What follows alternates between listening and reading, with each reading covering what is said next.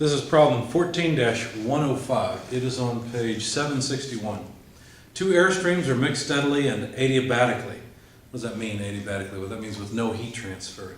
So there's no heat transfer across the system boundary, so no heat transfer to or from it. The first stream enters at 32 degrees Celsius, 40% relative humidity at a rate of 20 cubic meters per minute, while the second stream enters at 12 degrees Celsius, 90% relative humidity at a rate of 25 cubic meters per minute. Assuming that the mixing process occurs at a pressure of 1 atmosphere, determine the specific humidity, the relative humidity, dry bulb temperature, and the volume flow rate of the mixture. All right, let's make a sketch with all of that given information and see if we can make some sense of it all. So there's some type of mixing chamber or a valve or what we don't know. It doesn't really matter. The point is that there are three streams, two with flow in and one with flow out. And so mixing occurs. Anyway, let me call this 1, let me call this state 2, and this state 3 at the exit. So our system is just basically the air inside of this mixing chamber or wire, whatever it is, that's at a pressure of 1 atmosphere. Of course, they gave us that so we could use the psychrometric charts for humid air. The temperature at state 1 was given as 32 degrees Celsius and the relative humidity 40%, so 0.4. The state 2 was given as a temperature of 12 degrees Celsius, relative humidity of 90%, so 0.9. And the volume flow rate at state 2, 25 cubic meters per minute.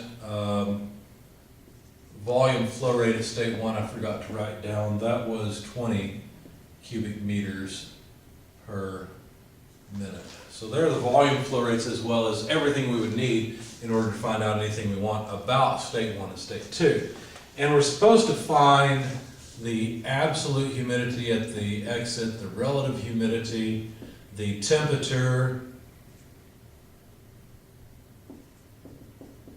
and the volumetric flow rate at the exit. So basically all the stuff we've got at the entrance we need at the exit.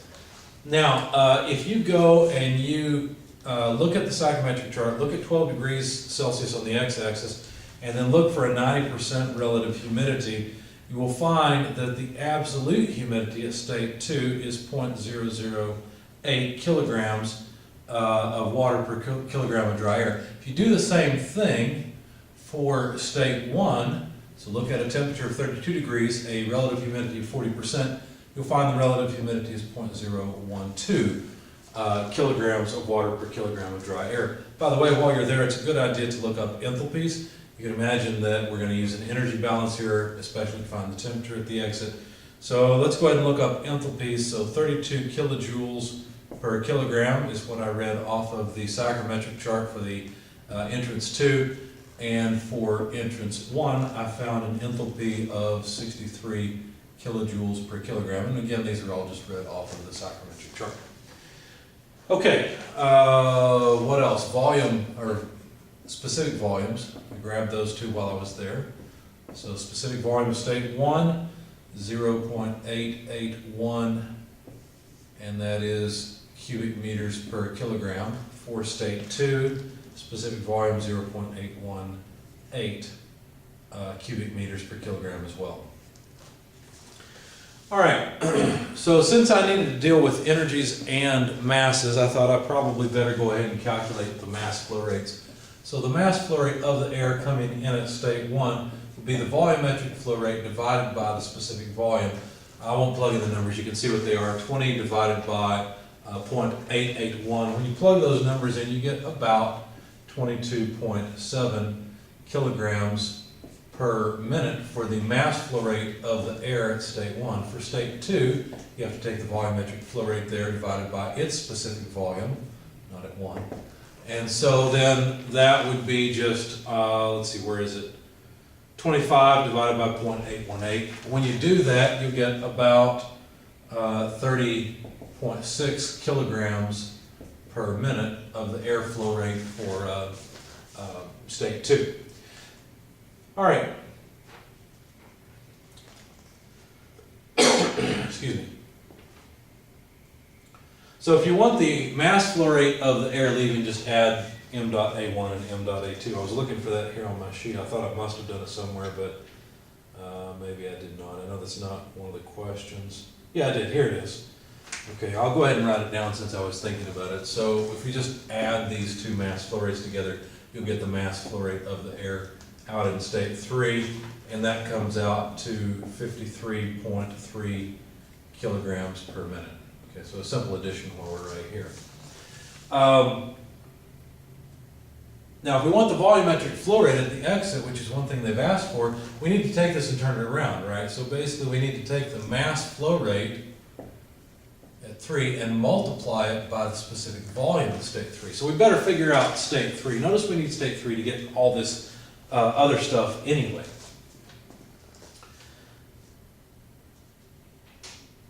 All right.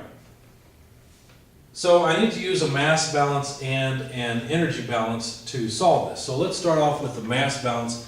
We'll start off with the mass balance on the water. So if we multiply the mass flow rate of the air in state 1 by, let's see, how do we do this? We've got mass of water coming in here, here, and then leaving here. So mass flow rate of air multiplied by the absolute humidity at state 1. That's one place where water comes in. Plus the mass flow rate of air in state 2 times the humidity in state 2. That would represent the amount of water coming in at state 2. Then that must be equal to the mass flow rate of the air in state 3 times the humidity in state 3. Okay? So we can actually calculate the humidity in the exit. Now notice that the mass flow rate of the air in state 3 is just the sum of the mass flow rate of the air in state 1 and state 2. I went through my solution a little bit differently, and I don't know why I did it in such a difficult way. Let's see, I've got a calculator here, so let me go through it this way, which is a lot simpler, and see what happens. If we want the humidity in state 3, which would be convenient, really we need more than one thing. We're going to have to use an energy balance here in a minute. But if we want this, it's as simple as solving for the mass flow rate, the absolute humidity in state 3. So we'll multiply the mass flow rate there times its humidity of that stream plus the mass flow rate of air in state 2, humidity of that stream, divided by the mass flow rate of the air in state 3. And so I'll go ahead and plug in numbers now because I'm going to do this differently than what I did on my sheet and see if I get the same thing. So mass flow rate of air, 22.7 kilograms per minute. I'm not going to jot down the units on the mass flow rate. They will all cancel. So let's see, humidity, state 1 absolute is 0.012. Mass flow rate of air in state 2, we've got 30.6 kilograms per minute. And then the humidity in the state 2, we should have that, here it is, no there it's not, here it is, 008.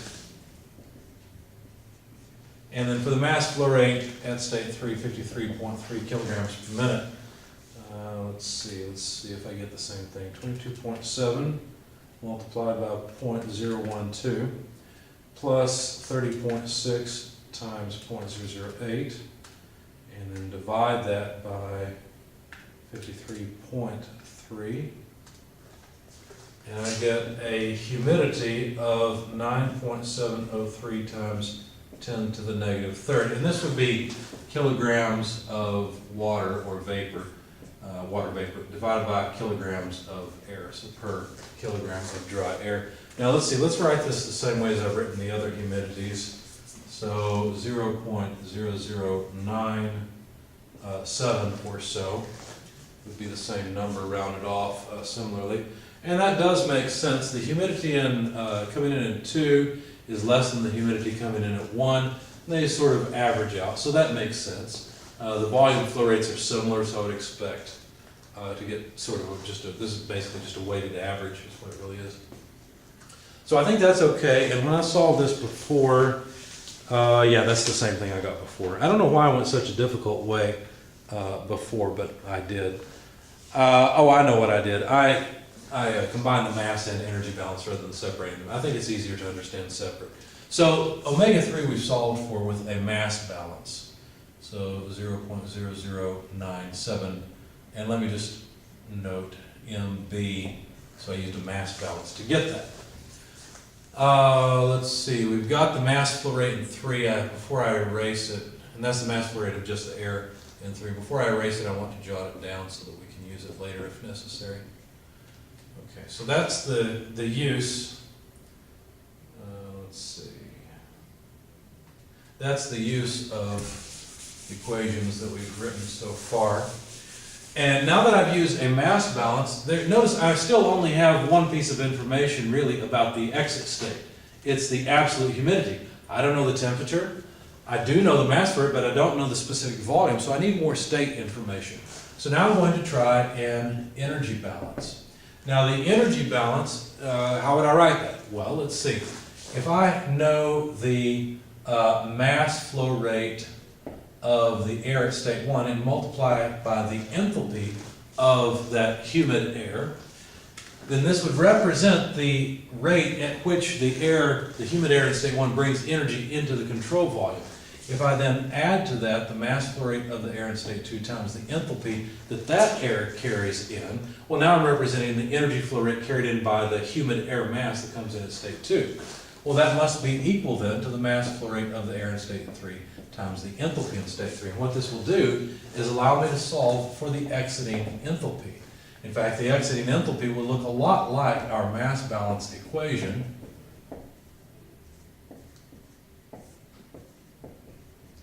Okay. Looks just like it, and that's why I put the two together in my solution, just because they look so similar, and it was just interesting to see. I think it may be a little more difficult to understand them. Anyway, plugging in the numbers, the mass flow rate of the air in state 1, we've already used it once, and have I erased it? Looks like I may have had it and then erased it. I did. Let me copy them down again. So the mass flow rate in state 2 we calculated, and this is the mass flow rate of just the air in state 2. That was 30.6 kilograms per minute or so, and the mass flow rate of the air in state 1 was about 22.7. This is about as well. Kilograms per minute.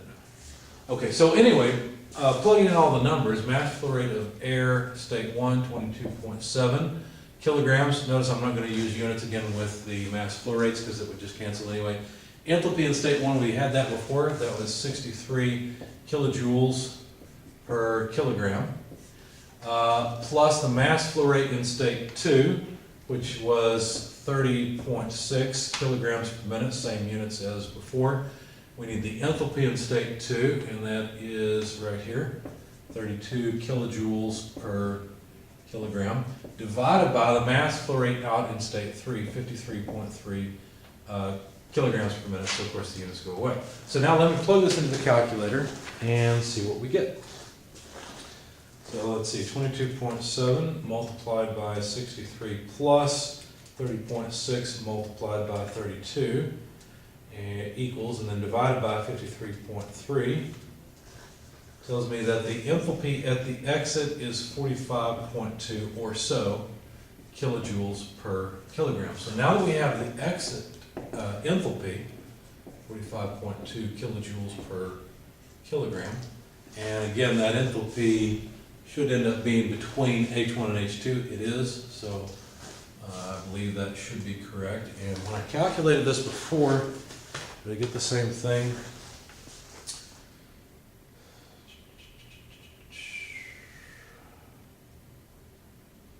Yes, 45.2. Okay, so now that I've got the enthalpy at the exit, excuse me, as well as the absolute humidity, understand that these two data points define a particular line on the psychrometric chart. I just draw a schematic of the psychrometric chart, something like this. The lines of constant enthalpy come off of a scale up here and run along straight lines like this. And then the lines of constant absolute humidity are just horizontal lines. So once we find let's say omega-3 is here and H3 is here, wherever those two lines intersect, that's the state. That is state 3. And then you can read off anything you want. You can read off relative humidity, which they ask for. You can read off temperature. So T3 is going to be down here. And so that's what I did. And so I read off a temperature of about 19.5 degrees Celsius. I read off an relative humidity of about 70%. Let's see if all this makes sense. We had a 90% humidity in one stream and 40% in the other, so 70% being between the two makes sense. We had a temperature of 32 degrees in one, 12 in the other, 19.5 degrees is between those two, so all of this is reasonable. The last thing they asked us to find was the volumetric flow rate. So the other thing I read off was the specific volume in state 3. Now the specific volume lines, let's see, they run almost parallel. No, those are wet bulb. Those are wet bulb temperature. Lines of constant specific volume. I can't remember exactly how they run, but it's on the psychrometric chart. You can read it off from that point. It's the same point that we've been using all along, because this is just state 3. Anyway, I got about 0.843 cubic meters per kilogram when I read it off of the chart. And so now we can plug in the mass flow rate of the air, 53.3 kilograms per minute, as well as the specific volume, 0.843 cubic meters per kilogram. The kilograms go away, you get cubic meters per minute. When you do that, you find that the volumetric flow rate comes out to 44.9 cubic meters per minute.